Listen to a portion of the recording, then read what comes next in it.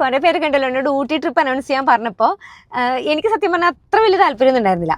എന്ന് വെച്ചിട്ടുണ്ടെങ്കിൽ ഊട്ടി ട്രിപ്പ് എന്ന് പറയുമ്പോഴേ കുറേ പേര് പറയും നമ്മൾ സ്ഥിരം പോയിട്ടുള്ളതല്ലേ, അല്ലേ നമ്മുടെ കോളേജ് ട്രിപ്പൊക്കെ ഊട്ടിയിലായിരിക്കും നമ്മൾ പോയിട്ടുണ്ടാവുക, അല്ലെ സ്കൂളിൽ നിന്ന് കുറേ പേര് പോകുന്ന സ്ഥലമാണ് ഊട്ടി.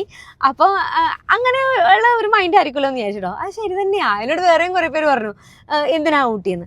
പക്ഷേ സംഭവം എന്താണെന്ന് വെച്ചാലുണ്ടല്ലോ, നമ്മൾ ഊട്ടി പോയിട്ട് എപ്പോഴും ബൊട്ടാണിക്കൽ ഗാർഡനും ലേക്കും അല്ലെങ്കിൽ എന്താ അങ്ങനെയുള്ള കുറച്ച് സ്ഥലങ്ങളുണ്ടല്ലോ, അങ്ങനെ ആ ഒരു ഏരിയാസ് കണ്ടിട്ടല്ലേ പോകണേ. അതുകൊണ്ട് നമുക്ക് ശരിക്കും ഊട്ടി ഇഷ്ടപ്പെടാത്ത കേട്ടോ. പക്ഷെ ഊട്ടിയുടെ ഭംഗി ആസ്വദിക്കാനായിട്ട് വേറെ കുറേ ഏരിയാസ് ഉണ്ട്. ഞാനതിപ്പം പ്ലേസ് ഒന്നും ഞാൻ പറയില്ല, കൂടെ വന്നാൽ അങ്ങനെയുള്ള സ്ഥലങ്ങളൊക്കെ കാണിച്ചു തന്നിട്ട് നല്ലൊരു അടിപൊളി ലേഡീസ് ഓൺലി ഊട്ടി ട്രിപ്പ് നമുക്ക് പോയിട്ട് വരാം. ഹാപ്പിനെസ് വോയേജിനൊപ്പം ഫെബ്രുവരി 13 രാത്രി നമ്മൾ പോകും.